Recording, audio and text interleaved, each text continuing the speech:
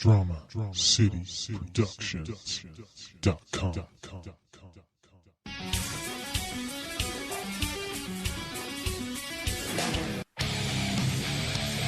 You are plugged in for the Podcast Wrestling Society, where you can get dynamic weekly pro wrestling and MMA-related content.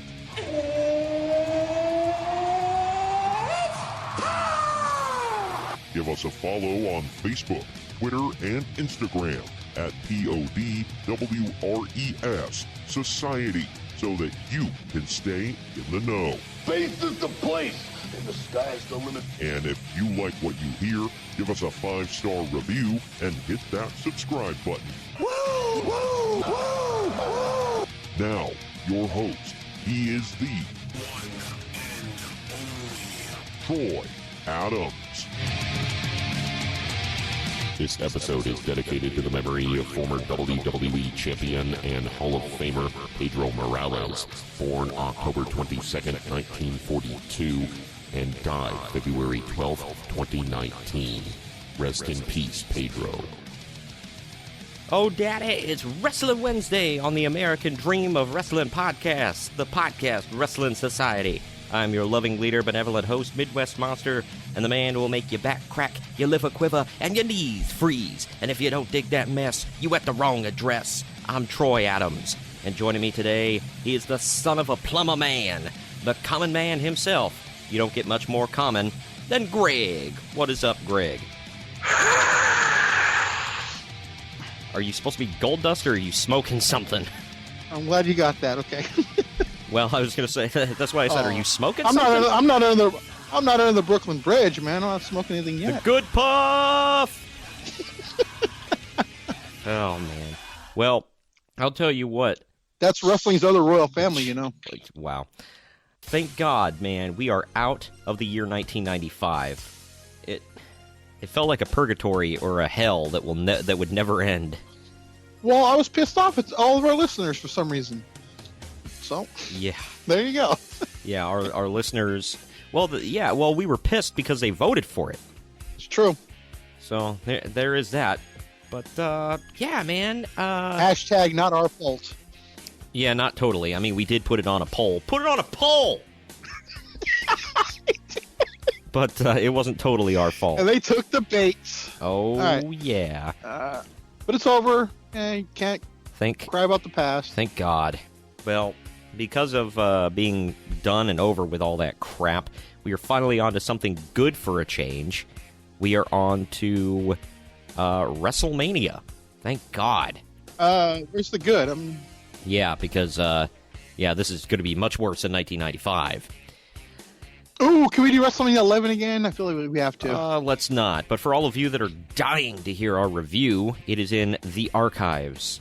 I don't know why you'd be dying to hear that, but, whatever. If you can't get enough WrestleMania, we cover that and WCW Uncensored 1995 all in one neat little package. I feel like that episode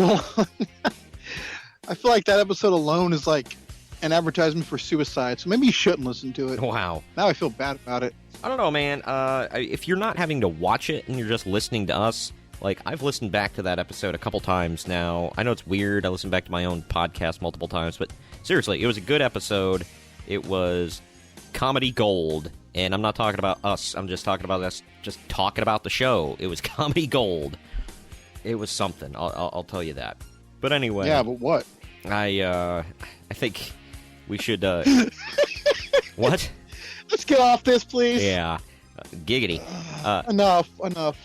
I think it is time, before we get into the news here, there's only two stories that I just wanted to discuss with you. Past that, there's not really any news. I want to get into our actual subject at hand right here. But before we do that, I'm going to tell you all about various things we plug each and every week here on the podcast. First of all, WrestlingWithWrestling.com has all the latest news from across the wrestling world that we don't get to cover here on the podcast because we only have so much time once a week. But if you go to WrestlingWithWrestling.com, they've got the news from WWE, Ring of Honor, New Japan, Impact Wrestling, and abroad. You know, you want to know the indie news here in the United States or across the pond, go for it. They've got stuff from Pro Wrestling Noah. They've got show reviews. They've got other great podcasts as well. You can go check out interviews with current wrestlers and former wrestlers and wrestling personalities. They've got just tons of stuff to keep you occupied and to quench your thirst for professional wrestling. It's WrestlingWithWrestling.com, covering all four corners of the ring. And if you go to DramaCityProductions.com, you can check up on all the podcasts on the Drama City Productions Podcast Network. There are some real awesome ones that we talk about here on the show. Besides this one right here, we've added a ton of new ones, dropped some old ones. So go check it out. It's constantly evolving in the DCP network. And you can follow them on Facebook, Twitter, and Instagram.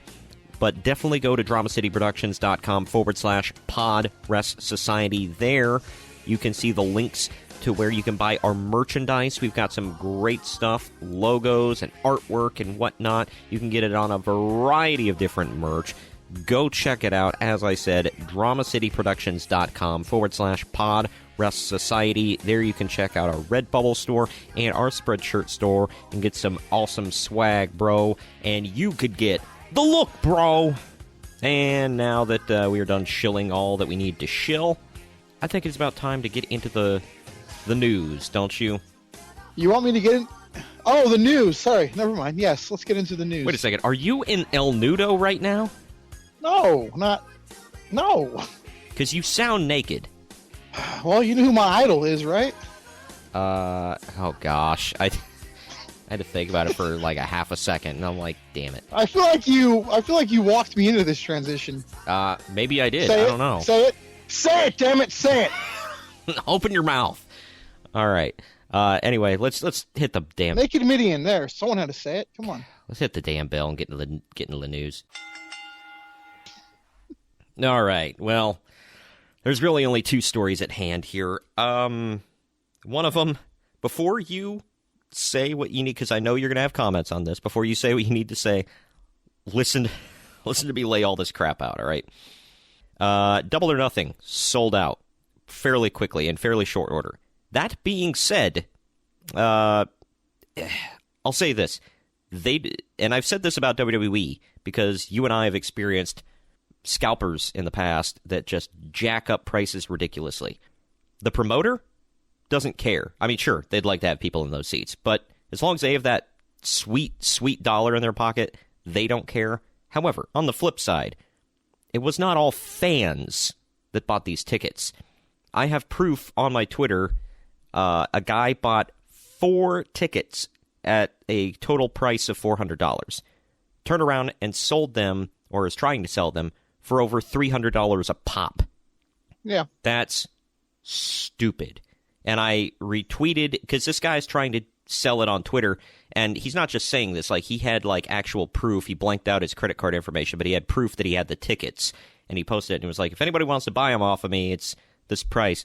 And I retweeted it, and I said, it's a-holes like this why we can't have nice things. And he said, oh, no, you can have nice things, but you gotta pay for them. Well, he's not wrong, but... Yeah, but it's like, still. Man, what a dick. And he's not the only one. There are a lot of people out there like that. I mean, I can't say anything otherwise because, same thing for WWE. And I would say exactly what you said, too. I mean, they sold them, so that's all that matters. Exactly. But, yeah, cause I don't think Code... I mean, come on, though. People are not... I'm sorry, I don't believe people are traveling from Australia to come see this. I don't believe that. I think those were bought specifically to resell. But quite possibly. I could be Either wrong. that or they had a...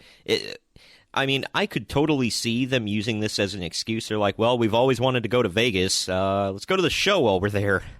I could see... No, it's very possible. Yeah. I mean, Vegas is a vacation location, so that's like you. If you want to, in the future, and I'm not trying to rub this in. I'm just bringing this up. In the future, you're like, yeah, I kind of want to go to Vegas. Let's go see the Raiders while we're down there. You know what I mean? That's going to be my reason to go, so, yeah. Yeah, and I know you said you've always wanted to go to Vegas. I'm saving a trip there for that, when they play the Chargers, so yeah, that's my thing. Screw the Chargers, by the way, but that's beside the point. Well, hell yeah. But yeah, it just Cody and the Bucks aren't sitting there like, oh no, some of these people might not show up that bought our tickets. They don't care. Same thing with like. Well, I mean, they might be, but not in that way. Yeah, right. I mean, it does kind of suck that they're trying to give them to actual. And I consider knock it all day, but yeah, there are people that legit want to go, and they weren't. Maybe they had like a life and they had a job and they couldn't be on the internet right there at 7 to grab them all, or 10 Eastern, whatever it was. So they couldn't get them all right away, and the idiots in their basements got them all. Well, screw you, Greg, for having a life. Hey, when I got your WrestleMania tickets, I actually, full disclosure, I was at work, and I begged my coworkers, guys, I got to step off for like 5 minutes. So you can do it still, but, sometimes you can't. But, point being, I can knock it all day, but it's not fair to be like, they deserve it. They just screwed some fans out of going. That's messed up to me. Yep. I totally agree. No, I'm not going to be. I don't want to be hypocritical on it, but WrestleMania is a different story. It's a huge show, so of course they're going to try to benefit off that. But this is like the first show. Why do it now? I mean, because they did the same thing with All In, but now they're saying, oh, well, we know for a fact, because with All In they were hoping. With this one, they're like, well, we know for a fact people will want to go to this one. It's the same people that went to All In, generally speaking. So it was. Well, I mean, yeah, but I don't think it was. I think there were still scalper problems with that too. Even Uncle Dave said it. Oh, with All In, absolutely, yeah. That's why I said it was. It was the same thing, but I think it's on a bigger scale even now than it was even then, just because people know for a fact they can get money. I just hate it. I think it's. Yeah. It's disgusting. Two things in my opinion ruined what we knew of the wrestling business from the past. Those two things being cable television, like across the country, and like that completely, because people say, well, Vince McMahon killed the territories. No, cable killed the territories. Let's be honest. The other thing is this crap right here. This didn't happen so much back in the 90s or whatever. I would tie this with the internet, but yeah, right. Yeah, the internet was a big deal too. And this ties in with it, though. I mean, this is all web-based. Yep. And it's just, I want to sit here and talk crap about it, but I can't. It's it's horrible. Yeah, and I'm sure if there was. I have my opinions on it, like I've said, and I've stated them, but it'll fail. People keep doing this crap. Yeah. And I'm sure if there was. Well, maybe it won't fail. They'll still get their money, but they're going to have empty houses if people are just sitting on tickets that they couldn't sell. Right. I mean. Yeah, and the thing is, like, I'm sure same thing with WWE, if they could do something about it, I'm sure they would try. But what the hell are you going to do? Well, here's the thing. They flat out partnered with StubHub. They're, in essence, encouraging it. Wow. Okay, well, then I stand corrected. I mean, it says it on their site, official partner, or StubHub's an official partner, or vice versa, whatever. Ugh. Like, it's the official ticket resale thing. So. I feel that StubHub themselves should do something about crap like this. Yeah, I mean... There needs to be some kind of regulation. Yeah. That's all I'm saying. You should see the WrestleMania ticket prices, man. It's crazy. Oh, I get that it's New York, okay? It's a bigger market, but hell no, man.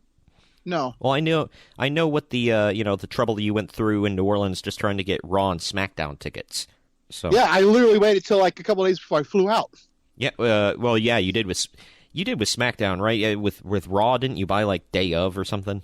I did. Yeah, but the SmackDown ones, that was a different story. Those were cheaper. But the WrestleMania ones, I got right away. So right, man. And for the seats I got the Hall of Fame for only $80, clearly, I got those day one. Right. I mean, those would have been like $400 or $500 piece, easy. The ones we got. Yep. Resale value. I mean, it's pathetic. But yeah, so there's that. Also, I want to point out to anyone, the trick is to wait till later. The prices always go down. There you go. And someone will go unmentioned, but people who buy resale tickets need to learn this. You get them late. I'm definitely going to do that from now on. I'm going to try to buy day of or the day before or something. Yeah. So, but either way, there's that. Also, with the sellout, I guess they have set records for that venue. So, yeah, but whatever that's worth. to piss on it, but it is only 2 years old. So that's Yeah. Well, I don't know if it was for the venue or for the city. I can't remember. I know it was the first wrestling one in Vegas. Okay. Yeah, that might have been it. I think UFC, the one with Connor and Khabib, I think it was that one. That's the gate holder, so. Well, there you go. No shock there, though. Right, yeah. Moving on to the other story here. This just broke. Well, by the time you're hearing this, it broke a week ago. But what are you talking about? We're recording on Wednesday. Yeah, right, yeah. Jimmy Uso Spoilers, is free on bond following an arrest of disorderly conduct and obstruction. As of the listening of this, he may or may not have been at Elimination Chamber. Don't know. According to TMZ Sports, Uso, real name Jonathan Salofa Fatu, was arrested after being pulled over near downtown Detroit. Uso's wife, Trinity Fatu, a.k.a. Naomi, was allegedly driving in the wrong direction on a one-way street when they were pulled over. Police noted that their car smelled of alcohol. As the police were talking with Naomi, Uso allegedly exited the car despite commands from police and took off his shirt and jacket as if they were about to engage in a fight. The police officer then said that they had taken out their taser in fear for his safety. Uso was eventually calmed down and complied with police, then was arrested for disorderly conduct and obstruction. He was taken to jail, where he later posted bond and was released. WWE has since released a statement saying Jonathan Fatu is responsible for his own personal actions. What does that even mean? I don't know. To me, it sounds like they're not going to do anything. Yeah, that's his actions off the clock. Yeah. That's what it sounds like. I'm not saying it's what it is, but I know. It's a weird thing to say. Like, he is your employee, and I mean, I guess, Well, here's the thing. Unless it affects him going to work, I mean, it is his personal life. I'm not defending it. Don't get me wrong. I'm simply saying he was like not, in the ring. Yeah, I was kind of thinking about that a little bit. I mean, but on the flip side, it's a PR thing too. Right. And they are publicly traded. I mean, it depends on how they look at it. That's the only thing I can really think of. If we're going strictly off of that, he's off the clock, so it's his business. That's, but yeah. That's the only thing I can really think of. I don't want to play judge in this. So I'm just saying, but yeah, because I mean, you're right. I can't think of any other job. If you or I get in trouble with something off the clock, I mean, is our bosses really getting mad at us? Right. I mean, there's a good chance though our boss won't even know. But yeah, Well, there's the thing about you got to think about like you just said. I worked with at one point. I worked with a guy who did get arrested, and they didn't fire him until after it affected him not coming to work. Well, yeah, that's a thing.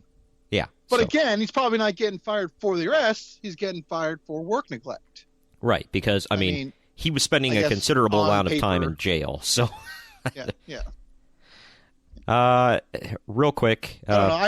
I mean, personally, I just think that it's none of no one's business. Right. You know what I mean?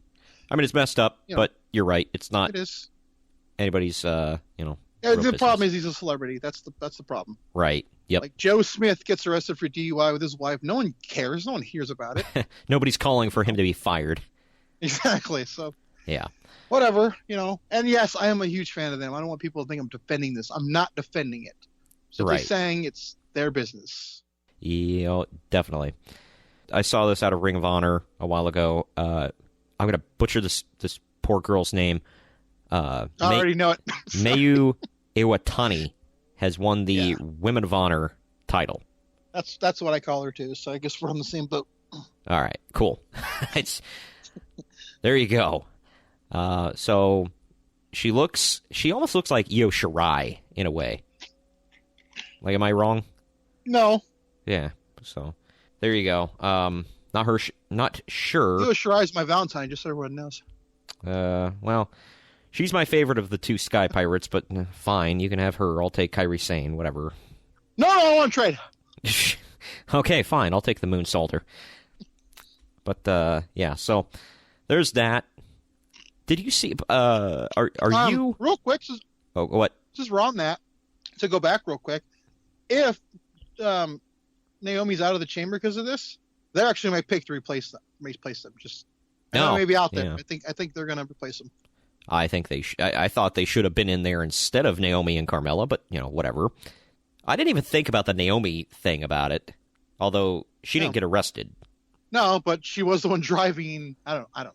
Yeah, in her defense, since she wasn't arrested, obviously she wasn't drinking.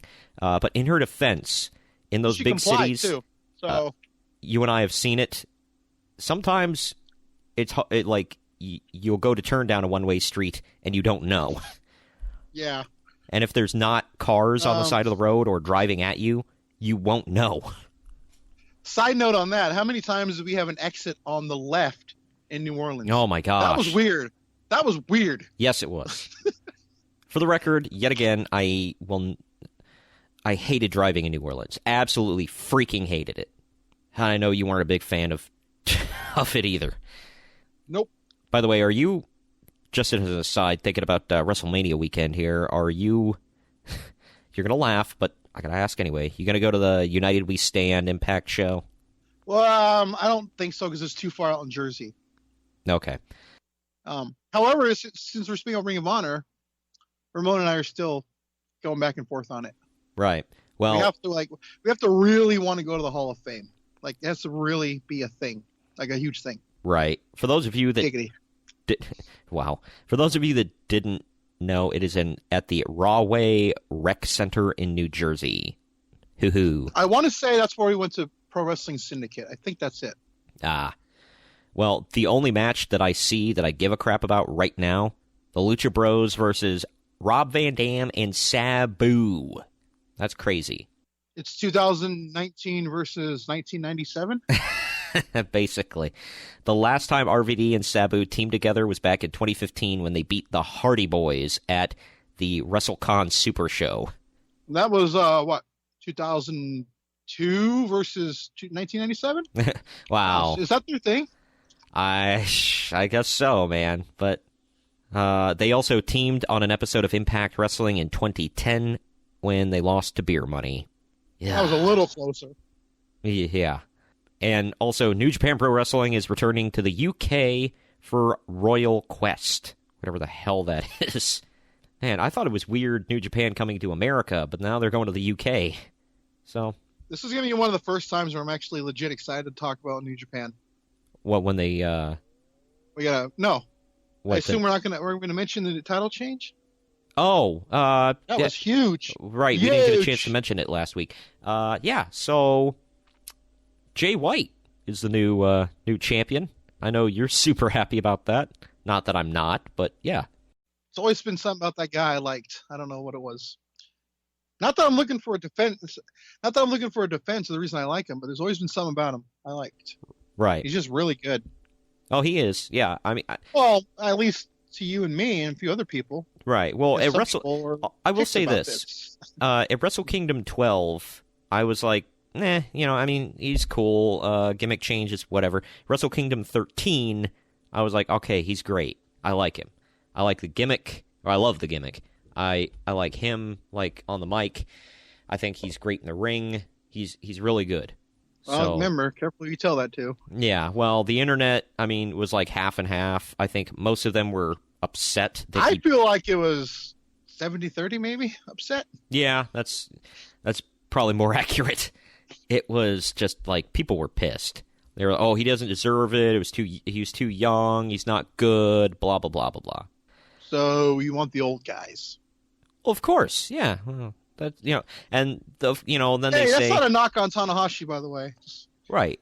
Well, and then they turn around and say, well, the only reason he got it was because they're desperate after Kenny Omega left. Like, really? I mean, maybe. Yeah, because I think I don't think he's as well known as Kenny Omega, so that's kind of stupid. Yeah, it's like so. I mean, desperate would be them buying like Dean Ambrose and having him be champ right away. That'd be desperate. Yeah, to me. Well, it's like so you replace a Canadian with a New Zealander. Whatever. I remember that match he had with Juice at the Cow Palace, man. That was like one of the matches of the year. Yeah, that match was really good. That's when he really opened I always liked him. That's when he really opened my eyes. Wasn't that one Juice, where Juice too, for the matter? Wasn't that the one where he knocked over JR? Yeah. I mean, Josh Barnett almost killed him. Like, legit killed him.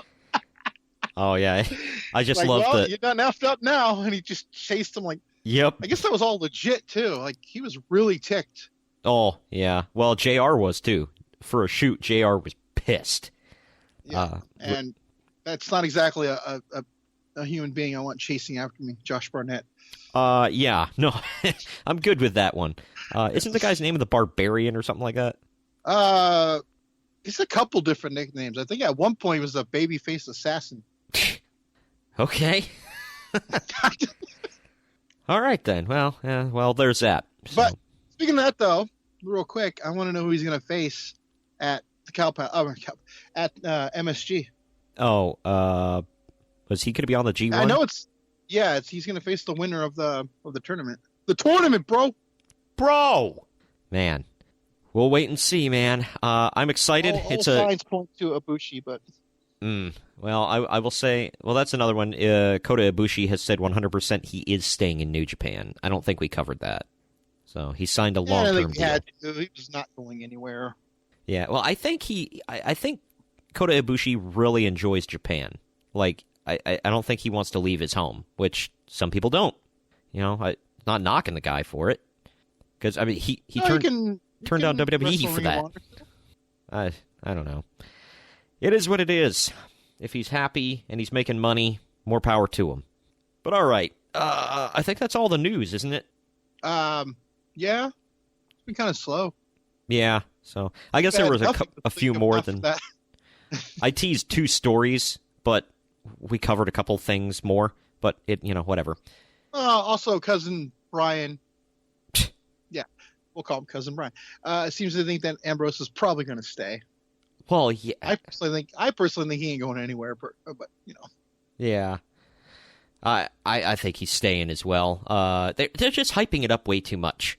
You know? You don't just announce that right on your site and you're on the road to WrestleMania. Oh, just so you know, this guy who we're probably going to have a big thing with at WrestleMania, he's leaving right after. Well, and WWE has been basically giving him a farewell tour. Who gets that? Yeah. So it's a shoot, bro. He's leaving. It's as he stays. I got him all in. Cool. To steal a line for Bruce Pritchard, things seem a little kabuki-ish here. So it is what it is. But are you ready to cover some WrestleMania 1, bro? I actually am. All right. Well, we're going to take a quick break right here, let you know about some other great podcasts here on the Drama City Productions Podcast Network. Don't forget to go to dramacityproductions.com/PodRestSociety. It is updated weekly with our brand new episodes, and you can listen to it right there on the website, wherever you are. dramacityproductions.com/PodRestSociety. We'll be right back after telling you about some other great podcasts on the network. DramaCityProductions.com. This is Conversations with Paycheck and Red, a weekly podcast with 2 good old boys talking about anything and everything that crosses their mind. You may not know what you're going to get with an episode of Paycheck and Red, but you sure know you don't want to miss it. So do what you got to do. Download the app, find the episodes online, and make sure that you don't miss 1 second of Conversations with Paycheck and Red. Game ticket, $50. Hot dog, $8. Team store item, $25. I told him I can beat him with one hand tied behind my back, with some glasses on, with one eye lens out, with some flip-flops on in the ring. Having to listen to someone's dumb sports opinions? Worthless. Some people shouldn't talk sports. For everyone else, there's the Unspoken Podcast, available on most podcasting platforms, and on the web at theunspokensportspodcast.weebly.com. We are back, bro, and it is time for WrestleMania 1, a look back. I'm very excited for this one, actually, because this is a journey that I've been wanting to take for a while down WrestleMania memory lane. And for those of you that don't know, we're not covering every WrestleMania. I mean, we are, but we're not. We're covering each 5th WrestleMania in long form, but we're starting with 1. And then we're also going to just gloss over the previous WrestleManias leading up to the one that we are covering. This one, obviously, there are no previous WrestleManias, but there is plenty of build-up for this that we will get into. You were not watching wrestling at this point, were you? I was 1 year old when this aired. So that's a no. I mean, I might have been in front of the TV. I don't know. Oh, wait, no, I couldn't. It was not on TV. It was on closed circuit. Yeah, that's true. Well, for all of you out there was a tagline for WrestleMania 1. It was the greatest wrestling event of all time. Opinion. All right. Before we start, you told me that you watched it back and you found it to be boring. Yeah, now, the first 2/3, yes. I don't disagree with you, but I look at it from the point of, like, this is the biggest thing ever at that point. So looking back, what was boring back then, it was probably entertaining as hell and the greatest thing they've ever seen. I mean, that's how I have to look at it, just to be fair.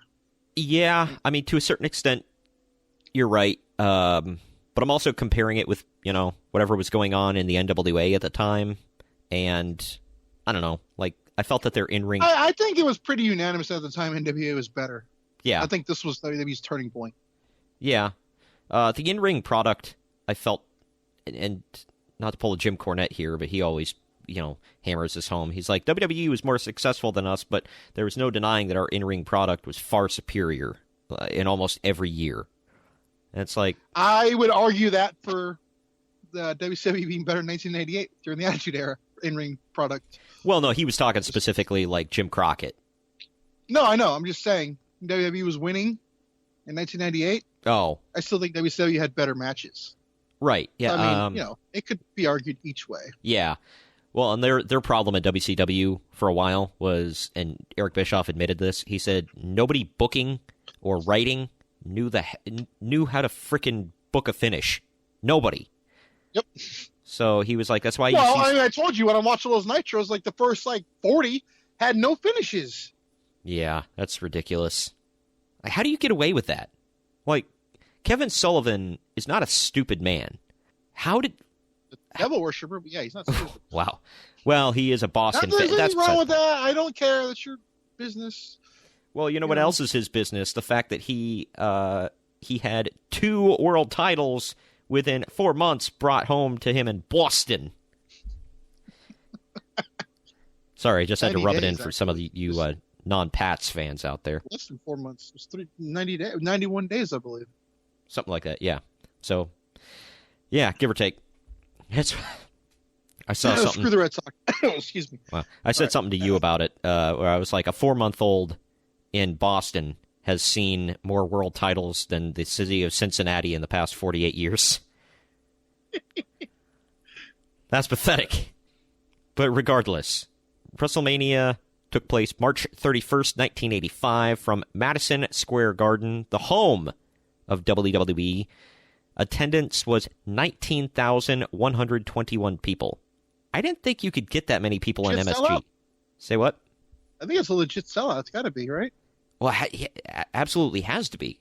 I didn't think that MSG was that big. Yeah, I mean, because you got to also factor in they didn't have an entranceway and all that. Go back and look at it. They just walk right up in the crowd. So that's like a couple thousand right there. So. Oh, yeah. Not to jump ahead, some of these venues that WrestleMania was in are ridiculous. Because I watched... Oh, yeah, I guess for basketball they can fit like 19,800 in there. So currently for pro wrestling they can only get 18,500. But anyway, not to jump ahead too much, but WrestleMania 5, when they're in the New Jersey, they didn't even have an entrance ramp. They came down steps. Yep. Like just almost like Shield style through the crowd. But regardless, just to cover some of the things that happened leading up to this, because there was a lot. I mean, this legit, regardless of what you think of the event, like match quality and all that other stuff, this was literally the biggest event in wrestling history. I'm getting most of this off of Wikipedia for all of you out there, and some of the match reviews, I did watch them all, and I reviewed them myself, but some of the stuff I got off of 411mania.com, so just to credit them. The lead up... Plug. Oh, go ahead. Cheap plug, sorry. Yeah, right. The attendance for the event, like I said, was 19,121. In addition, the event was seen by over 1 million viewers through closed-circuit television, making it the largest wrestling event on closed-circuit television in the United States at the time. A technical glitch ended the closed-circuit broadcast early into the showing at the Civic Arena in Pittsburgh, Pennsylvania, to appease angry fans who pelted the screen with garbage. Stay classy, Pittsburgh. WrestleMania was broadcast in its entirety on local ABC affiliate WTAE TV 2 weeks later. Man, it just sucks to be in Pittsburgh, doesn't it? Where are you going with that? Nowhere. I just saying. Okay. All right. I mean, first you live on the side of a mountain, your air stinks, and now, WrestleMania cuts off halfway through. Oh, man, if we had any Pittsburgh listeners, they're gone now. Anyway. They just came off a decade with 4 Super Bowls. They can shut the hell up. During the 1980s, Vince McMahon's World Wrestling Federation's main competition in the professional wrestling industry was from Jim Crockett Promotions. McMahon entered Jim Crockett's successful Starrcade annual events, countered his Starrcade annual events, which began airing in 1983 by creating the WrestleMania franchise, which aired 6 months later. For the first WrestleMania, Vince McMahon began cross-promoting with MTV, which aired 2 wrestling specials. The first one was The Brawl to End It All. Think about, the names of these events back in the day. Yep, the next one's a doozer. Oh, yeah. Well, The Brawl to End It All, which aired July 23rd, 1984, in which a match from a live Madison Square Garden broadcast was shown on MTV. Wendy Richter defeated the Fabulous Moolah to win the WWF Women's Championship on the card, with Cyndi Lauper on her side, or by her side. Here you go with this one, at The War to Settle the Score, which aired February 18th, 1985. Lalani Kai, accompanied by Moolah, defeated Richter, again accompanied by Lauper, to win the Women's Championship. 3 championships were defended at WrestleMania: the WWF Women's Championship, WWF Intercontinental Heavyweight Championship, and the WWF World Tag Team Championships. It's funny to think about that the very first ever WrestleMania, the world title was not on the line. Yeah. I mean, we know why, but still the only one. Yeah. Yeah.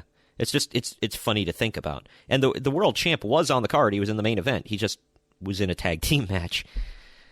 Prior to the event, Greg Valentine had feuded with Tito Santana, or as Jesse Ventura calls him, Chico Santana, over the Intercontinental title. I like when he was accompanied to the ring by Reba McEntire that one time, and I think Bobby the Brain called her Ariba McEntire. Yep. That's Tito's sister.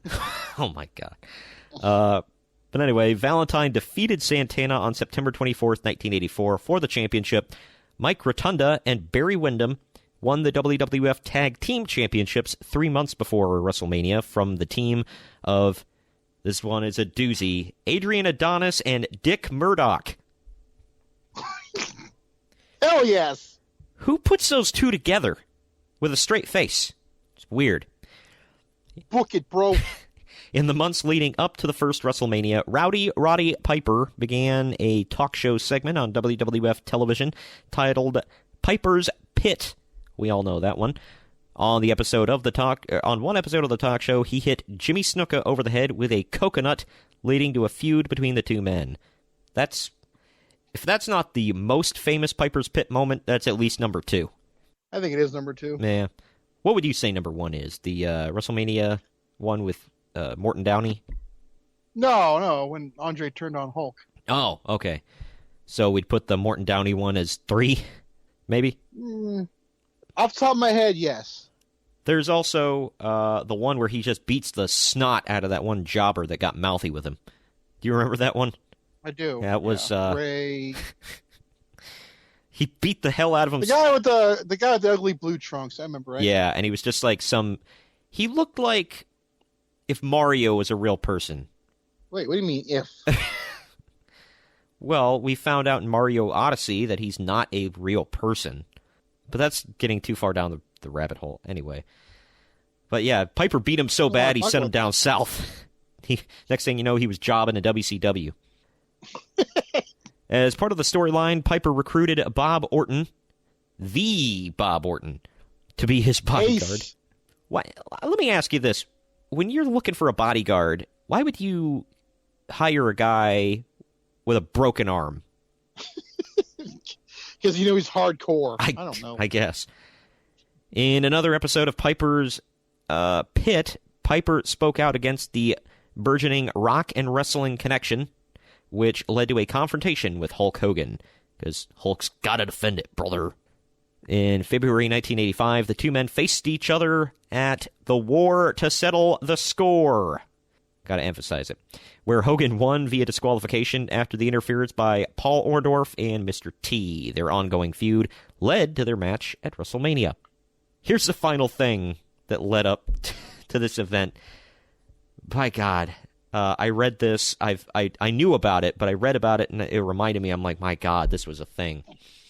As part of the promotion for the event, Hulk Hogan appeared on Hot Properties, which was apparently a talk show, 4 days prior to WrestleMania, where he put host Richard Belzer in a front facelock. Belzer then fell to and back then they were trying to keep kayfabe, so Hogan actually kind of wrenched it in. Well, Belzer fell to the floor unconscious and began to bleed profusely when his head hit the ground. And this isn't funny, it's just a ridiculous story. His injury required 8 stitches. Belzer later sued Hogan for $5 million, but they eventually settled out of court.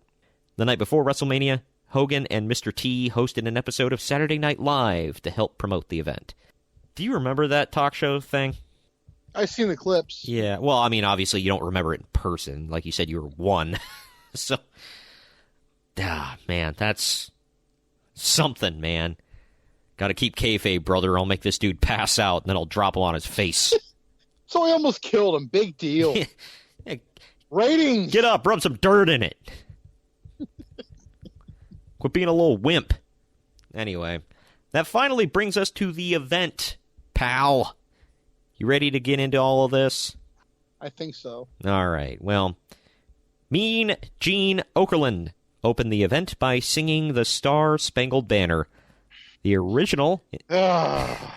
Yes, for the reference, it was as bad as you can imagine. It was awful. And I love Mean Gene. I do too. Just sad it's gone. Yeah. But man, he could not sing. He couldn't sing this. That's for damn sure. That's true. He sang Tutti Frutti pretty good. And look it up. Throw it into your Google machine or your YouTube. He did a version of Rock and Roll Hoochie Coo that was not terrible. So there's that.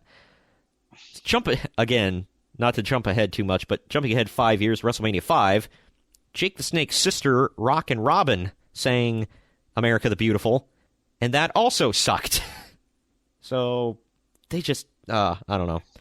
I will say, for as much as WrestleMania 2, they got Ray Charles. So. Yeah. As much as I bag on WrestleMania 2, you and I justifiably both have, at least they had somebody good singing America the Beautiful to open up WrestleMania 2. But the only reason Gene did it was because the originally intended singer, a celebrity guest that Okerlund and McMahon refused to name, failed to appear. To this day, nobody knows who the hell it is that was supposed to be there. I heard a rumor it was Phil Collins. Yeah, let's get the Brit in here to sing the Star-Spangled Banner. I don't know. That's so stupid. I forget where and when, but I heard that a long time ago. Well, they did use Phil Collins, one of Phil Collins' songs to open the show. Obviously, edited off. But which one? I don't remember. I know it was. I know they used one of his. Oh, I'm thinking Peter Gabriel. They used one of his songs later on. Oh yeah, they used that for WrestleMania 22. That's still one of my all-time favorite WrestleMania theme songs. Big time. Yeah. Oh, Easy Lover. Oh my God! They opened WrestleMania with Easy Lover. The instrumental portion. It's kind of funny. I didn't know this. The closing theme for this event was Axel F. Oh hell yeah! Was what? The theme from Beverly Hills Cop. Oh God. That's an amazing 80s track. Screw you. Yeah, I know. It was good. And I love Beverly Hills Cop, but that's beside the point. The first two. The third one can rot in hell. Okay. I don't even remember the third one, so you're probably right. Good. But your hosts are Gorilla Monsoon, Jesse Ventura, and Gene Okerlund, who goes back and forth between announcing and interviewing duties. Also, doing stand-ups here was Sir Alfred Hayes. That's Lord Alfred Hayes. Oh, you're right. Lord Alfred Hayes. My bad. Right. Get it right. Look, I'm gonna get this out of the way right now because it's back in 1985 and it's wrestling, so a lot of people on the show are dead. If I bury somebody that's on the show, I'm not calling them out as a person. I'm going to bury a few dead people here. That's a good disclaimer because you're going to say that a lot. Yes. And I mean a lot. Oh, yeah, exactly. For future reference. We're talking about the show, not the person. Exactly. Okay, let's put that out there. That being said, as we already mentioned, Gene Okerlund sucked while singing the Star Spangled Banner. Seemed like he rushed through it, and he even asked the crowd to join in and help him out. Well, the funniest thing about that was he had to read the lyrics. Because they want to bury his voice out. Well, and the funny thing was he had to read the lyrics to the Star Spangled Banner off of cue cards. Why? It was funny. I think that's the only time they ever sang the Star Spangled Banner at WrestleMania. Vince immediately axed it. Yep. And they asked Bruce Pritchard was asked why they go with America the Beautiful and not Star Spangled Banner, and he said Vince likes it better. That was it. I mean, I'm for it because they do the Star Spangled Banner for everything. Why not try to be a little different? Yeah, I didn't mind it. But continuing on with the burial of dead people, Lord Alfred Hayes. Oh my God. That's never a good start. Right. Well, Go ahead. I'm going to shut up because I don't want to be a part of this. Lord Alfred Hayes sucked. Yeah. Did you go back and watch this? I did. He looked... But I don't have to watch this to know he was bad. He looked so uncomfortable. He stood there with his mic, like, kind of shifting in his hand like he was nervous. His eyes kept, like, jolting off to the side like he was waiting for a cue. He was, like, very stiff and looked like he didn't know what to say or do. I'm like, act like you've been there before. Like, if I'm right, I believe he's been legit knighted by the Queen. I mean, what did he do when that happened? Did he piss his pants or what? Oh, he stands up. There's just a puddle under him. Oh, my God. I mean, I'm not knocking it. That's an amazing honor, but... Right. My God. Oh, poor Alfred. There's your soundbite of the week. Dude, he was not good. I'm just going to say, I'm sorry. He, like, every time he came on the screen, I was like, oh, my God. Angry Alfred. Yeah. So that's what Hulk dubbed him. Well, he also called him Awful Alfred before. I can't remember what show that was. It might have been WrestleMania 2. He called him Awful Alfred, and I'm like, what did he do to you? Anyway, He's British, brother. We're real American. Right. The Executioner opens up by promising to go after Tito Santana's injured leg tonight. So, there's that. The opening match is... Horrible promo. Go off that leg. Here we go. It was work the leg. Another thing about commentary here, Gorilla Monsoon, like his real name that he went by, his nickname was Gino. Gino, whatever his last name was. And the thing was, Bruce Pritchard talked about this, where Jesse Ventura all night never once called him Gorilla. He kept calling him Gino all night. Did you notice that? Maybe. Other people did too. So go back every time, because I don't know if they told him to stop, because if you listen later on, he always calls him Gorilla.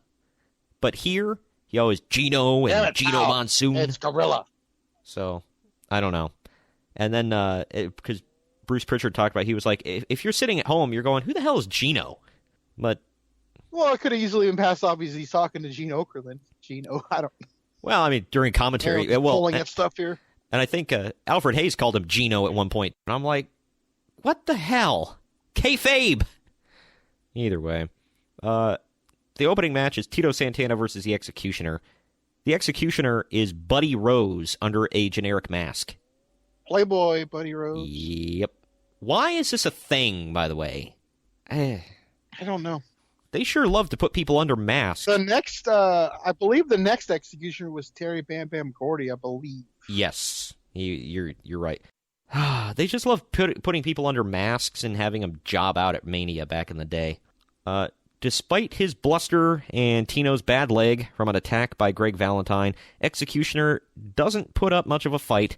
Tito tries to wrestle early, but Executioner stays true to his word and attacks Tito's leg to counter. Executioner goes after the leg, but Tito shoves him all the way over the top rope. The flying forearm and figure four finish off this historic first match at 4 minutes, 47 seconds. It's a flying jalapeno. That's what Bobby Heenan called it. Of course he freaking did.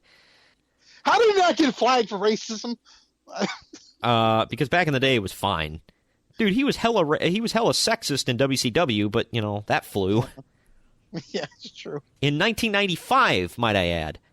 And not to be outdone, Mr. Perfect was like, hold my beer, I can be worse.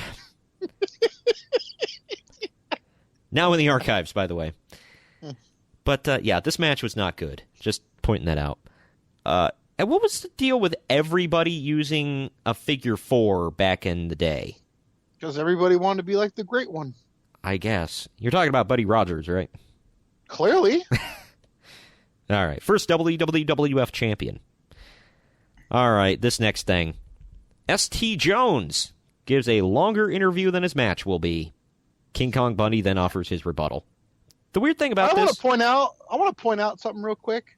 Yeah. I don't know if you clearly noticed. I mean, they do an interview with one guy. He walks off. The next guy's clearly standing right there waiting to walk in. I was just about to say that. It's like, what the hell? You couldn't even do a jump cut? Like, why? This just makes these guys look like idiots because they're talking to the person who just walked away, but they're talking into the camera.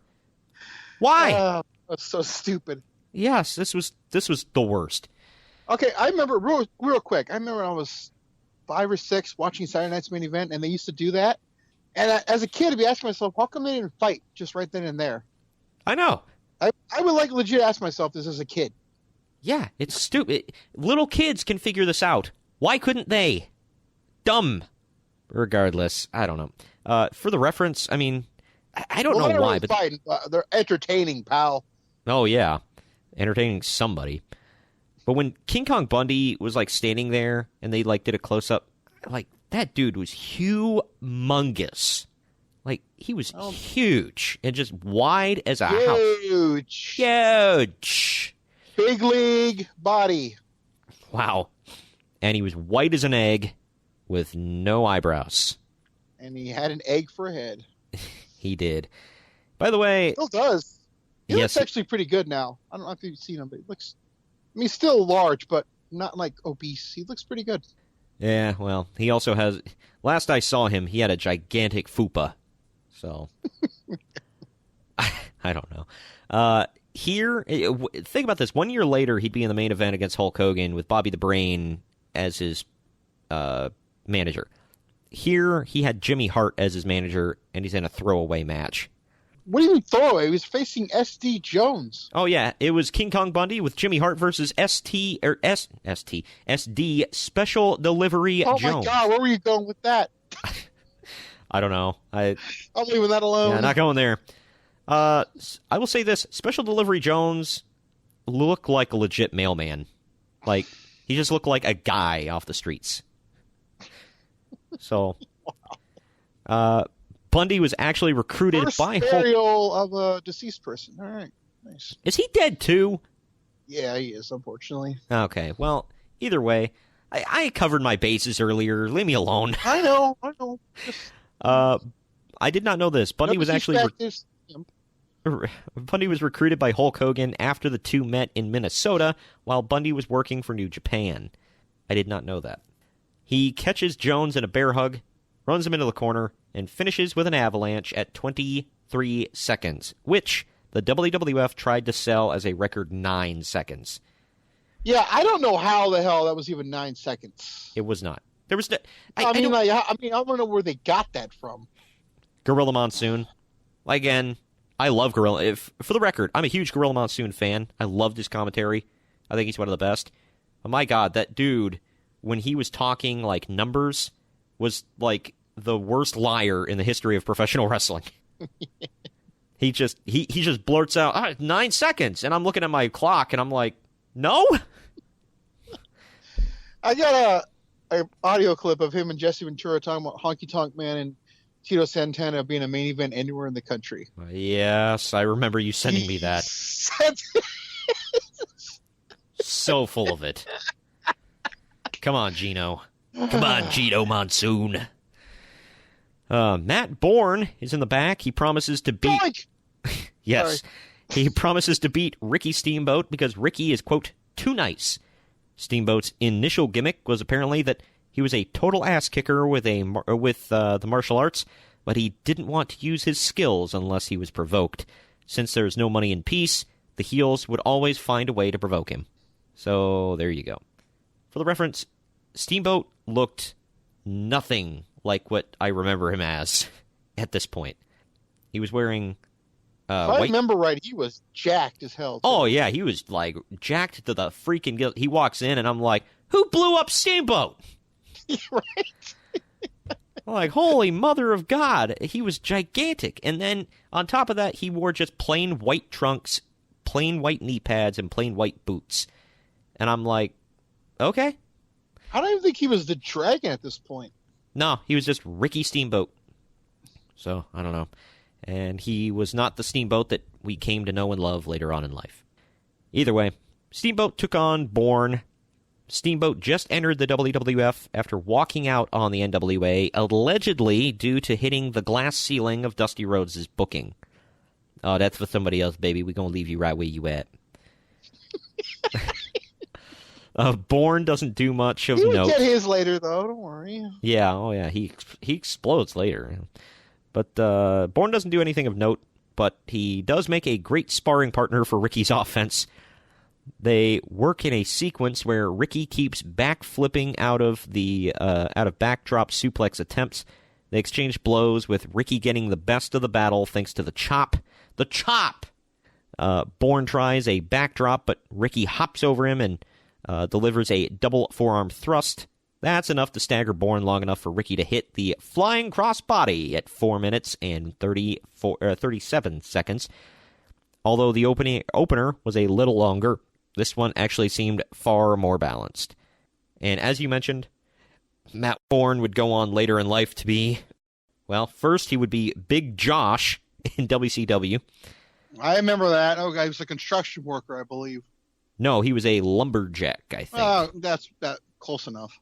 Yeah, he wore the flannel and the Yep, and the hat, like the wool cap, and he'd come to the ring with like an axe handle for some reason. And then one time he walked 2 bears to the ring on chains. Yeah, that was he walks to the ring with chains, pulling 2 bears along, and then once he gets to the ring, they take the bears to the back because bears can't be at ringside.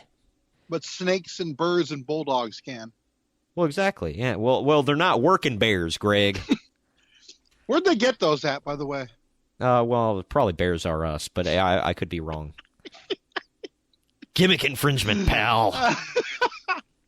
We draw. But that's not right.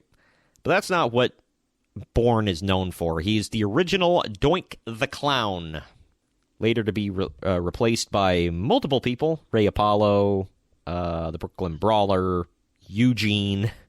So there's that. All right, then there's this. You didn't say Chris Jericho. He was at one point. Was he? For a minute. Oh, God. Like, literally a minute, but yeah. Nice. Brutus Beefcake. Brutus the effin' Barber Beefcake. Even though he was not...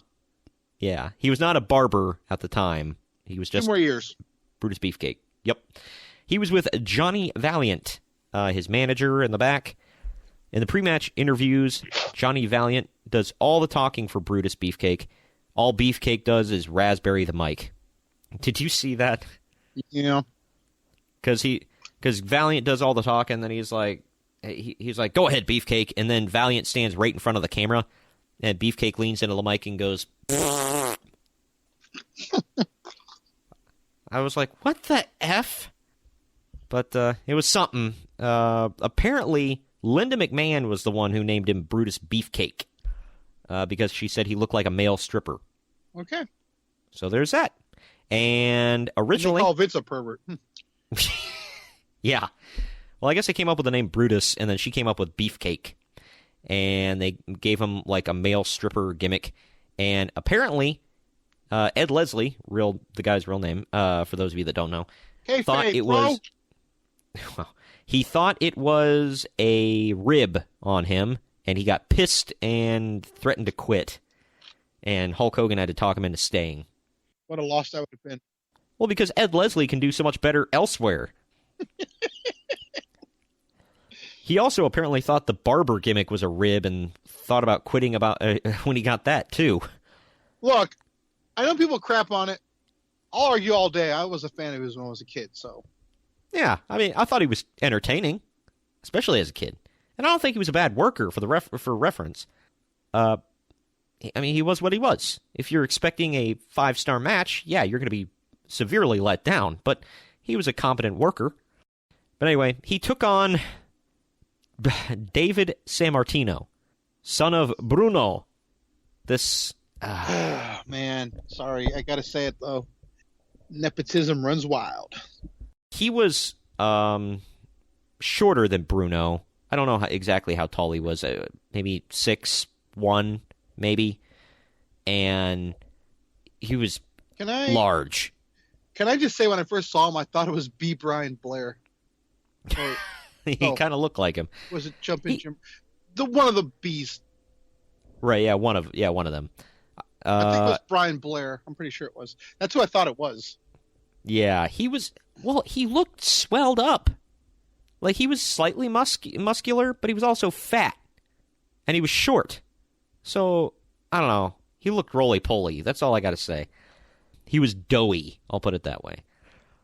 And his dad was like a Greek god. Yeah, right? Well, his dad was the only one that got a reaction out of the two going to ring. But both of these guys sucked something fierce. With Beefer being only slightly more entertaining due to his gimmick. That, from 411 Mania, I didn't think the Beefcake sucked. David was okay. Nothing to write home about. This is a long and boring match. The amount of time it gets is inexcusable considering how short the Tito and Steamboat matches were. Again, I got to go back to nepotism. I'm sorry. I have to. Oh, yeah. Well, wait for the finish here. Unable to finish David off, Brutus gets desperate and tosses him to the floor, which in WWF was not a disqualification, but it was in NWA. Valiant takes a cheap shot, body slamming him, so Bruno chases after Valiant, and that leads to the ill-tempered referee disqualifying both guys at 11 minutes and 44 seconds. So that entire match went that long for a double DQ. Yep, a non-finish. Woo! And they said, 411 Mania said, not to sound repetitious, but why give these two that much time to lead to that finish while your good wrestlers are forced to rush? Yeah. That's something. All right, well, we do a stand-up with...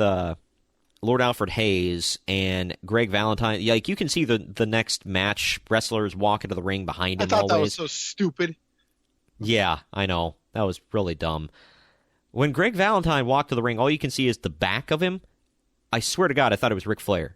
Well, that was the point. Like, I think. he had the robe, the same hair, everything. Furthering on with that. In the interview he did backstage, he had the feathered blonde hair, gigantic sunglasses that they wore back in the 80s, like Rick always used to wear. And he talked about being the master of the figure 4 leg lock. There you go. No. He didn't want to be Ric Flair. Who would? Imitation is the sincerest form of flattery, though, so there's that. The Intercontinental title was on the line in this next match, Greg. It was Greg Valentine with Jimmy Hart taking on the Junkyard Dog. Like a lot of wrestlers on the when I was a kid. Say what? That was one of my guys. Oh, yeah. I have figures of both of the... actually, all three of these guys, including the manager. Of course you do. Yeah, and they're all them? Jack's figures. There it is. Yeah. So... But no, I really do. Like a lot of wrestlers on the show, JYD had to come over after being a huge star in Mid-South. It was clear that Dog's Another One Bites the Dust by Queen was dubbed over by Grab Them Cakes. A better song. Oh, well, absolutely. What the hell was Grab Them Cakes? Like, what the hell? For those of you that don't know... Innuendo, but... For those of you that don't know, Grab Them Cakes. Throw it in your Google machine.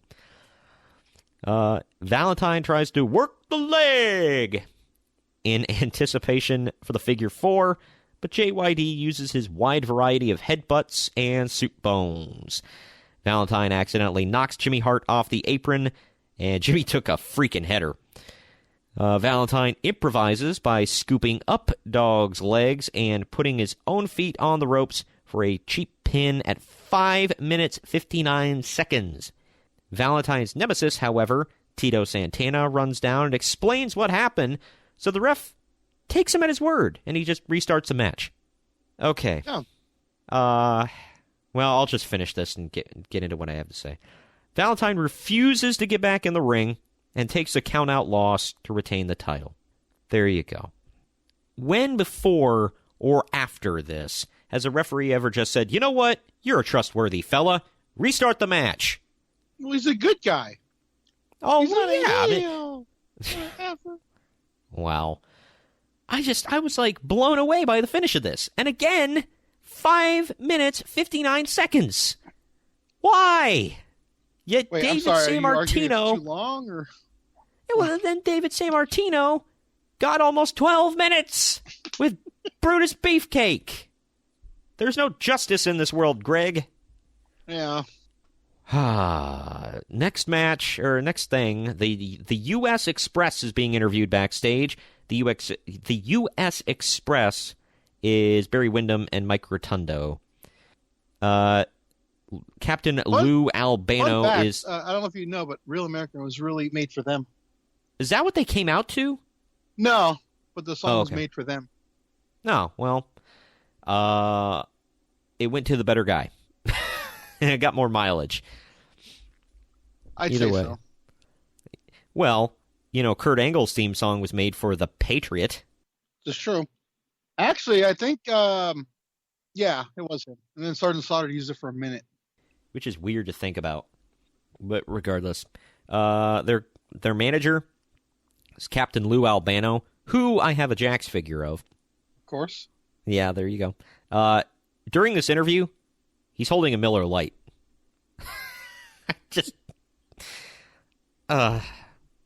Plug, bro. He's just sitting there with a can of beer in his hand while he's doing this interview. I'm like, living the gimmick, pal? Well, at that point, you ask yourself, is it a gimmick? Apparently not. Bruce Pritchard actually said that Captain Lou would come bug him in the back and just bug the crap out of him until he was like, hey, he's like, because Vince would want him out of his hair.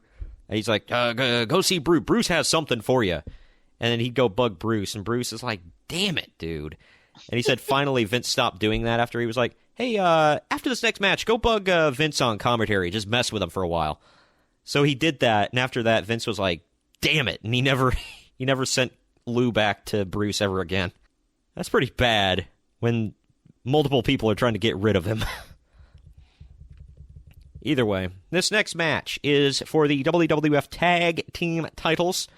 It is the U.S. Express with Captain Lou Albano taking on the Iron Sheik, Bubba. The Sheiky, baby, and Nikolai Volkov. They have Freddie Blassie in their corner. The Express is the future Four Horsemen, Barry Windham, and the future IRS, Mike Rotundo. BK Wall Street. Are they stepbrothers, or what's their relationship? I forget. I don't know. I know they're related. I can't remember if they're stepbrothers or cousins. but they are related. And they're both, I think they are stepbrothers because I'm pretty sure they're both the sons of Blackjack Mulligan. So, which is Bray Wyatt is the grandson of Blackjack Mulligan. So there you go. Put that in your pipe and smoke it. I'm not sure what theme song The Express came out to, but it was dubbed over by some easy listening rock music. I believe it's Girls in Cars, right? Really? I think so. Oh my God. Why? Don't know. You know what, guys? You look like, you look like two strapping young American men. We're going to have you come out to Girls in Cars. I think that's what it was. No, that was Strike Force came out to that. Oh, okay. I was close. Close enough. Okay, well... Still, why would anyone come out to that? Why not? It's by Robbie Dupree. They came out to Born in the USA. There you go. Oh, that makes more sense. I just had to, I'm sorry, I had to Google it because I'm like, what the hell did they come out to? Did they come out to something so stupid as that? But no, they came out to Born in the USA, which explains the easy listening saxophone music. I find I went back and watched this. It's just funny looking back at someone being built from the USSR. Right? Yeah, I know. Because nowadays we're like, what is the USSR? Right? But despite the fact that he was a former champion, make no mistake about it, Iron Sheik was not much more than a glorified mid-carder at best right here. And he like less than a year earlier, maybe a little more than a year, he was the WWE champion. Yeah, I know. The crowd litters the ring with trash to start this match.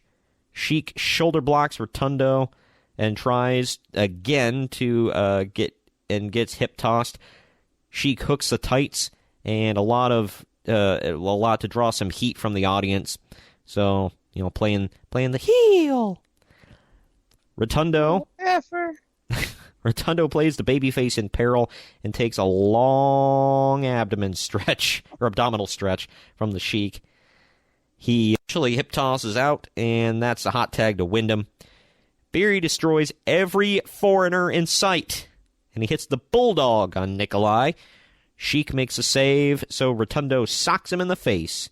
The referee gets distracted trying to put Rotundo out, so Sheik grabs Freddie Blassie's cane and nails Wyndham with it, knocking him spark the F out. And Volkov pins him to win the titles at the 5-minute mark. I believe that's the first title change in WrestleMania history, right? It was, yes. And it was only 5 minutes long. And again, David Sammartino and Brutus Beefcake got almost 12 minutes. Never forget. Mean Gene Okerlund interviews Freddie Blassie and his team after the match. Okerlund asked Blassie where his cane is, and Blassie said he never had a cane. He was great. The Iron Sheik says that he did this for the Iranians, Russians, and Arabs in New York, America, Haktui. By the way, I do not have a Freddie Blassie figure. A little sad. Well, then you fail as a collector.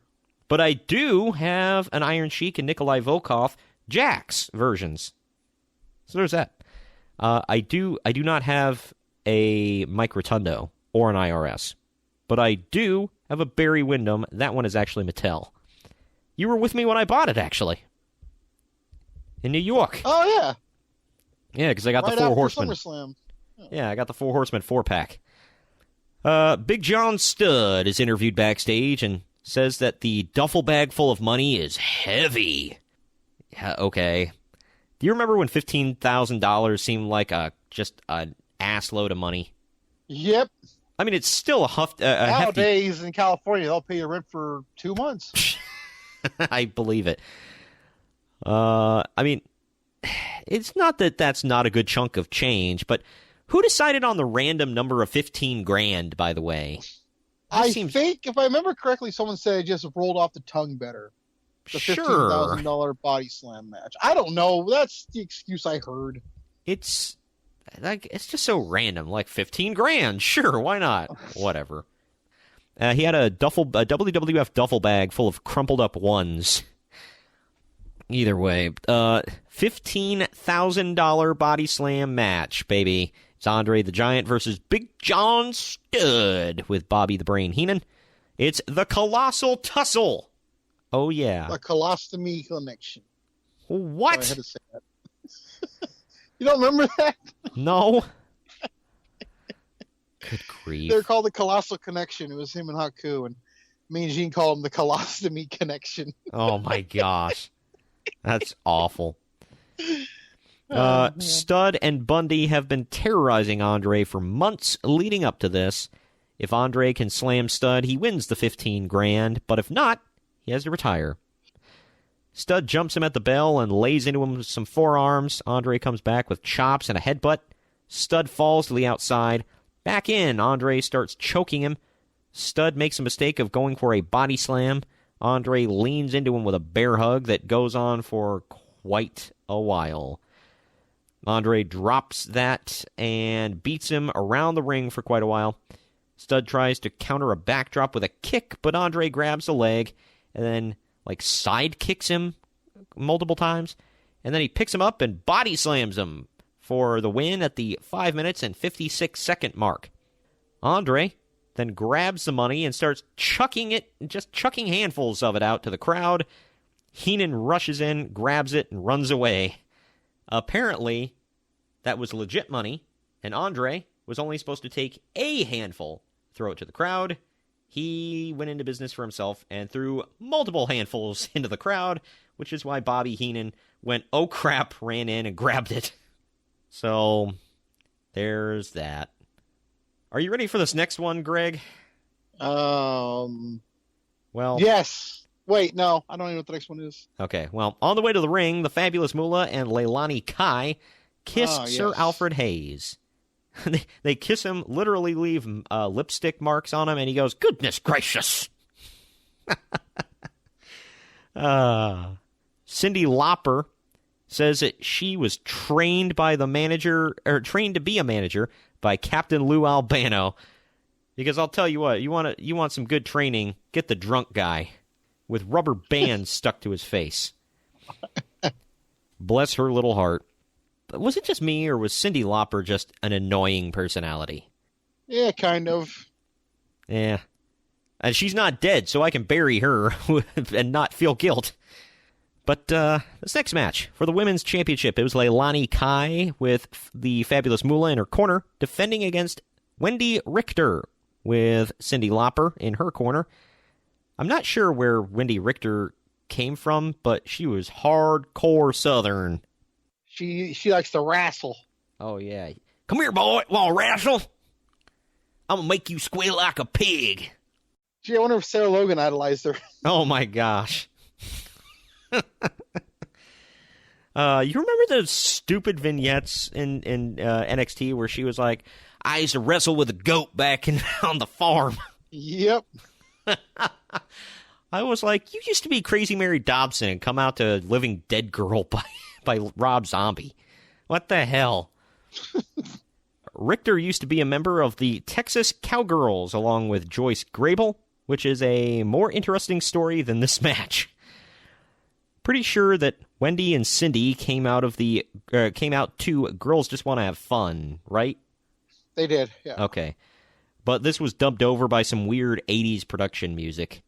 All the music on the show was very, they stuck to the 80s. You can tell. It's like, yeah, I could hear this playing in, a restaurant in the 80s. I realize that this is technically, quote, the death spot before the main event, but it's crazy that the women's title match is the next to main for the very first ever WrestleMania. Am I right? Yeah, but that's how it should be, right? Yeah, but it's just crazy to think about. It's like, oh, the women are the second to last match. That's all right. At the very first ever Mania in '85. For the record, some of these opinions were not the expressed opinions by your host. They are from 411 Mania, so just throwing that out there. So, to try to avert some heat. Richter keeps flinging Kai around in a hammerlock, and Kai keeps tapping out, but the referee won't stop the match. Like, seriously, go back and watch this. Like, Leilani Kai is just tapping out throughout this whole sequence, and they don't stop the match. I'm really confused. Moolah takes a cheap shot at Richter, prompting Lopper to get involved. Kai comes off the top with a crossbody, but Wendy rolls through for the pin at 6 minutes and 13 seconds. New champ! The crowd supposedly blows for this, but I'm not sure if they sweetened it in post-production or not. I never heard that part, actually. Yeah, cause I don't know. I mean, nobody ever talks about it, but seriously, like, if you're watching it on the network, it sounds like the crowd just, like, blows the roof off the place for this. I don't know. Maybe Cyndi Lauper was over in New York. I don't know. Well, yeah, kind of. And they had that famous spot that they always show in, like, the classic WrestleMania clips where she's, like, holding hands with Wendy Richter, and they're, like, doing some, like, they're, like, spinning around in the ring in a circle and dancing with the belt and whatever. This was a bit sloppy, but not a terrible match. I'll say that. In a post-match interview, Cyndi Lauper has lipstick all over her teeth. Because I'm sitting there looking, I'm like, does she have? I'm like, what's wrong with her face? And I'm like, she has lipstick all across her teeth, like bright red lipstick. I wonder if she ever went back and was like, oh my God. I'm sure everyone does. Like, not her, just her, but. Right. Well, I say that about a lot of things, especially with this event. No, I'm kidding. Wow. Up next is the main event, ladies and gents. Baseball great, former Yankees second baseman and baseball manager Billy Martin is the guest ring announcer. You're a baseball guy. Do you know this, dude? You don't know who Billy Martin is. I'm not a baseball guy. I know nothing. He was hired and fired by the Yankees like 6 times. Wow. He used to coach the Oakland A's. So was he trying to compete with Marty Jannetty? I guess so. Oh, I think they brought him back a bunch of times. Yeah, he's one of the most famous managers. Well, if we all know, if we all learn something from baseball, it's as long as you don't say anything racist, you're fine. And even then, you still might be fine. Liberace is your guest timekeeper. He comes out with the Rockettes, and they do some kick dancing in the ring. Liberace has a shiny silver bell that he rings. You know what? Ring my bell. Oh, sorry. What the hell? I was going to say, there's a lot that I could say about this, but I'm going to leave it alone. The only thing I'm going to say is the famous Bugs Bunny line of, I wish my brother George could be here.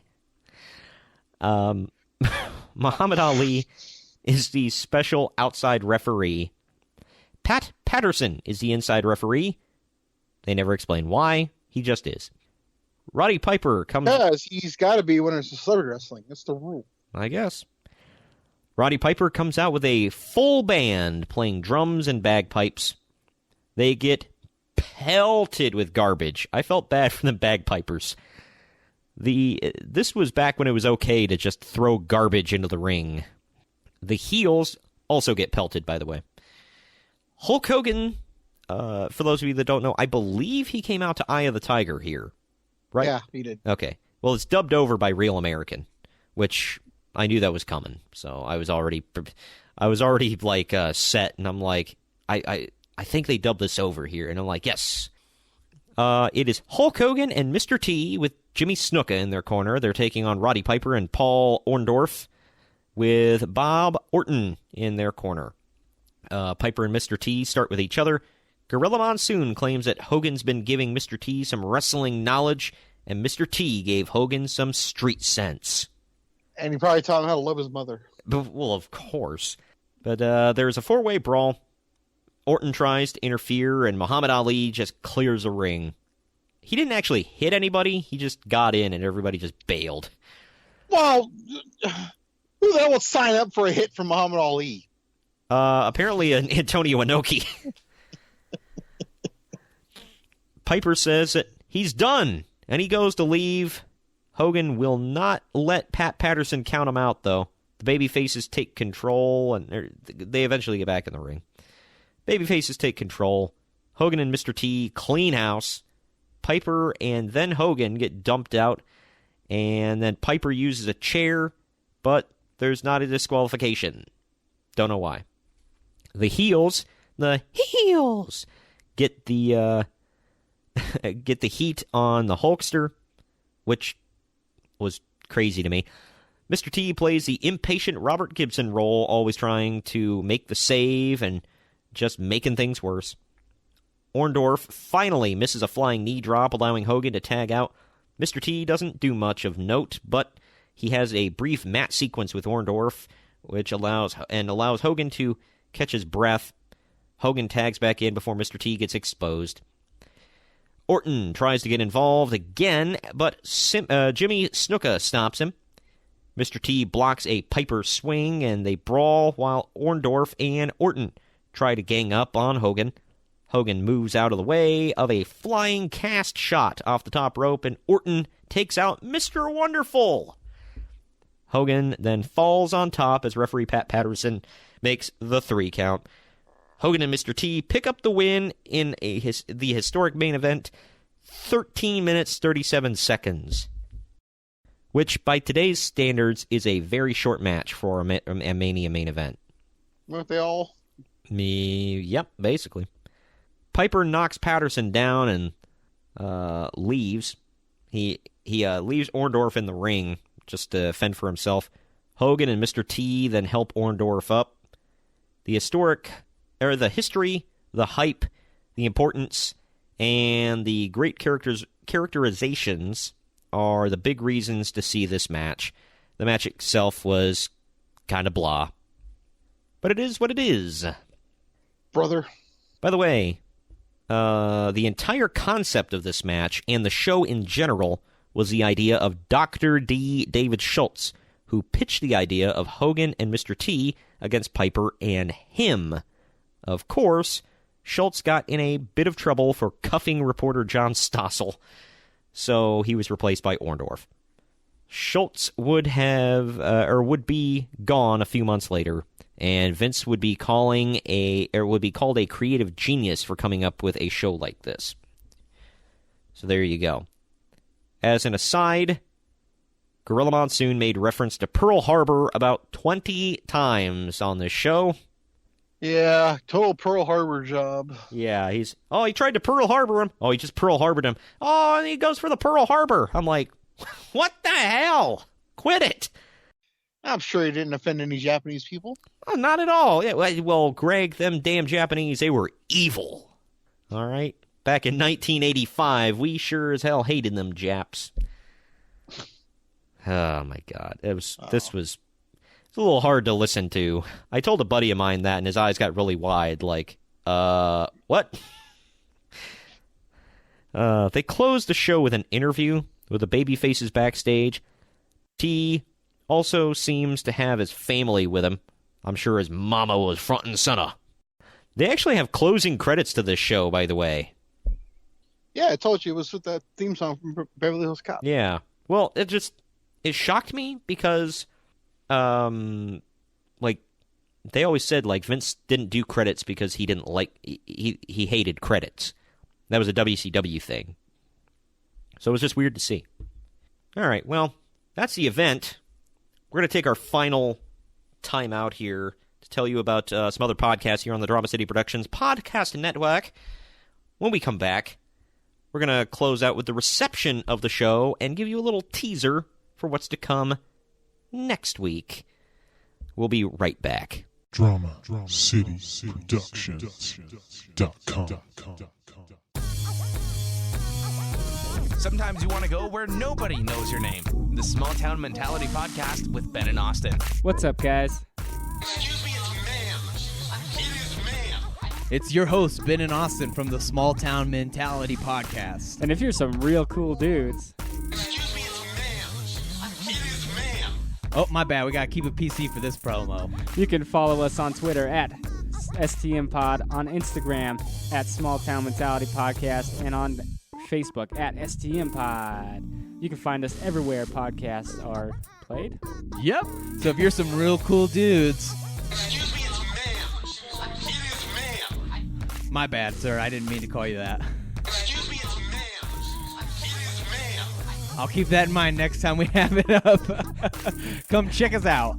Small Town Mentality Podcast. Excuse me, it's ma'am. It is ma'am. I didn't even say sir that time. And we are back. Let's you want to hear some of the reception from the show here, Greg? It sucked. Wow. No. Well, John Powell of Slam Wrestling rated the event as average, citing that it wasn't the greatest. Despite his overall rating, he praised several moments, including Orton hitting Orndorff with his cast, King Kong Bundy's win, and Andre the Giant throwing the money into the crowd. Powell, however, listed Mr. T wrestling as his least favorite moment of the pay-per-view. Really? That when you had that... I know I've beaten this dead horse a few times here, but when you had David Sammartino versus Brutus Beefcake, Mr. T was May have been anywhere in the country. Oh, well, yeah. This was your least favorite. Okay, whatever.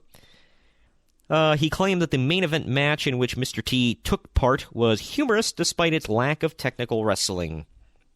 In contrast, Pro Wrestling Illustrated...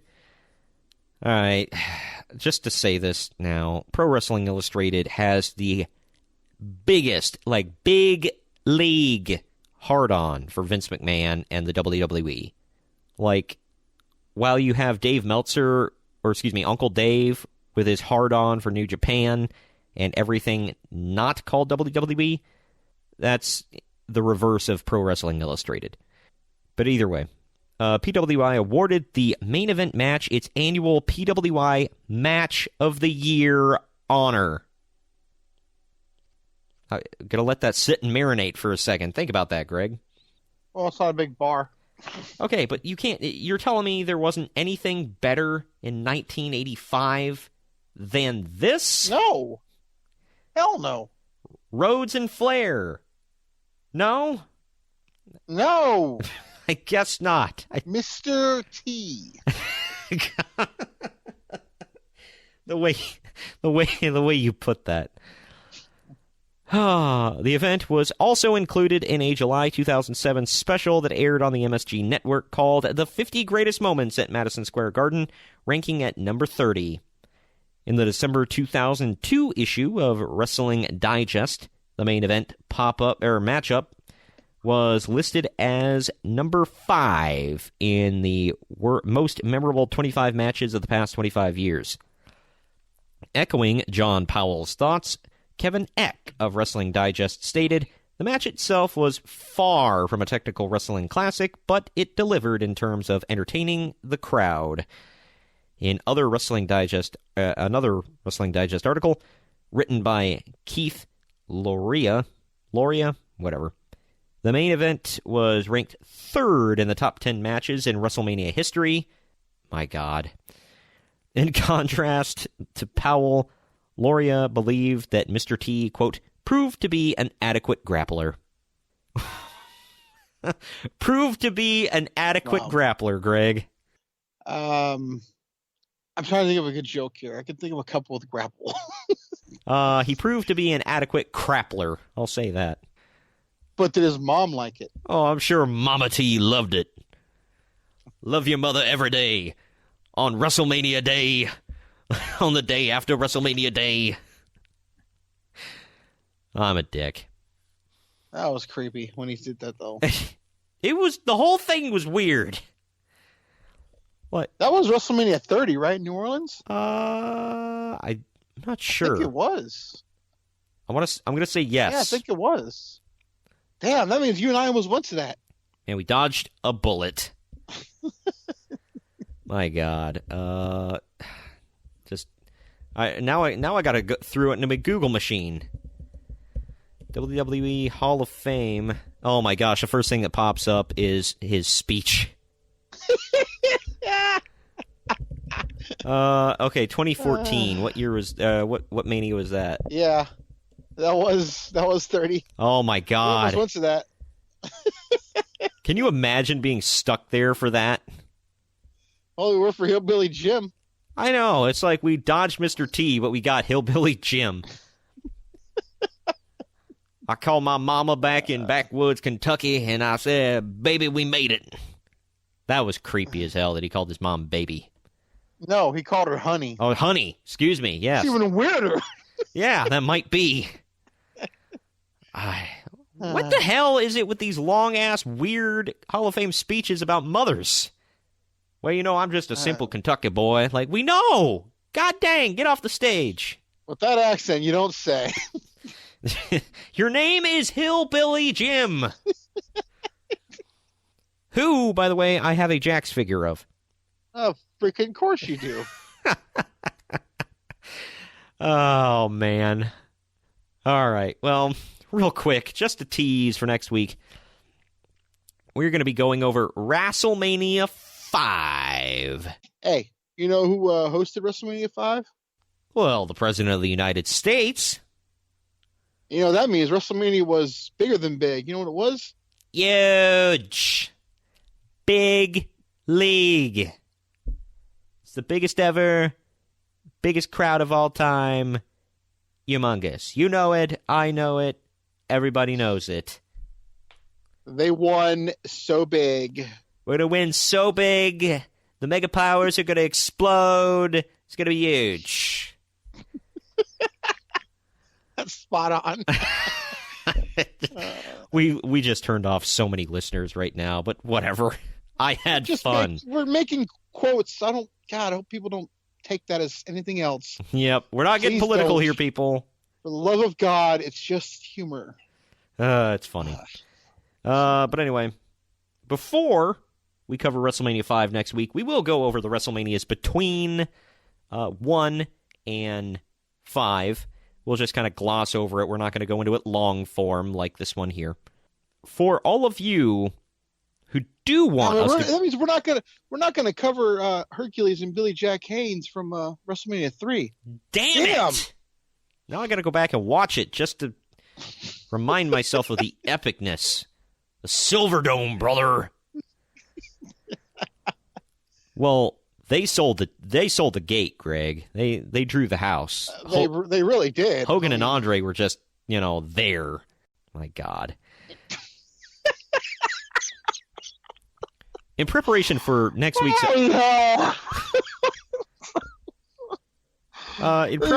may be more convoluted than Virgil saying him and Nails sold out Wembley Stadium. Oh, my God. I know. Oh, well, and then Nails didn't like his payoff, so he said that Vince McMahon touched his pee-pee.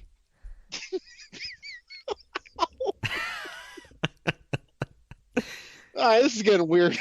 For those of you, and I don't know who you are, but I'm sure there's somebody who wants a long-form review of WrestleMania 2.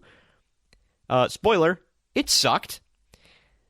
But for all of you that want to prep yourself, maybe, go into the archives on YouTube. Greg and I do have a review of WrestleMania 2. It is in the playlist of reviews and previews. Go check it out. Long form. Yikes. But lucky you and me, Greg, we're going to be covering it a little bit next week. Thankfully, I've seen it enough so I don't have to watch it again. Oh, well, hell yeah. Well, you know who is on that card as well, Greg?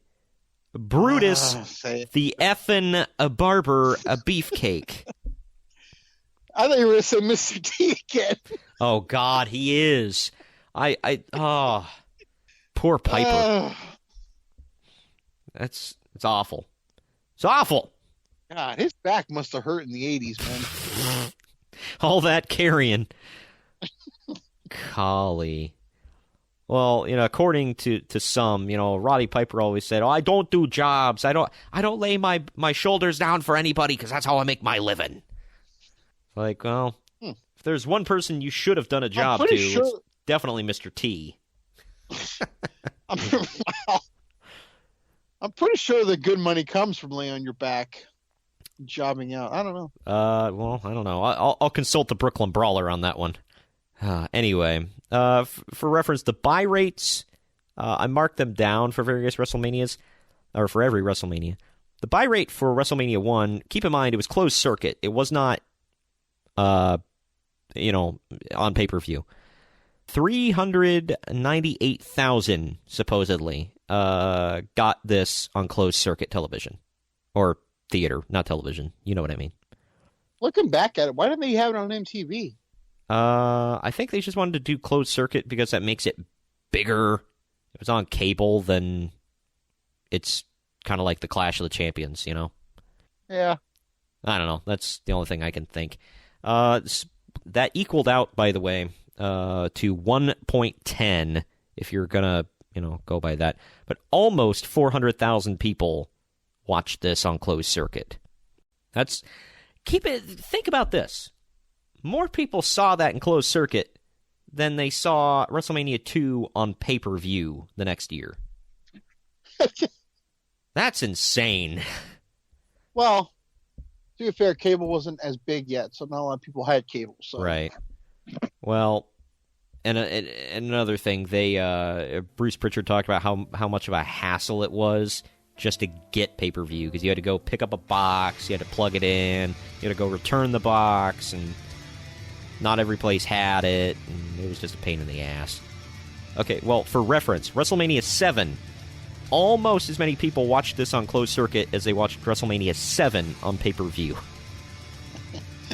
They beat out the amount of people that watched WrestleMania 13 and 12 and 11, for that matter. Oh, man. We'll get into all of those in that beautiful era. But either way, so next week's episode, WrestleMania 5. I'm looking forward to that one, Greg, because the Mega Powers explode, man. I know you're a big Hogan mark, and I've come to appreciate his work more as an adult. And the Macho Man, defending the WWF title. How can you go wrong? I don't think they do, actually, either, so.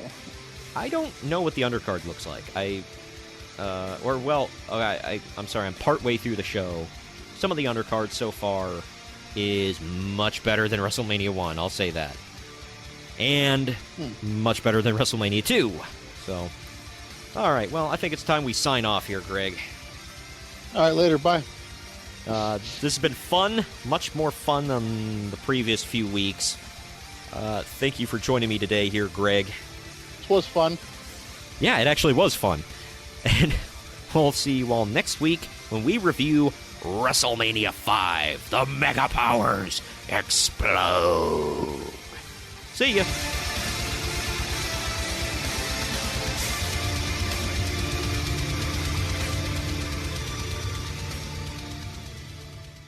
This has been a Drama City production.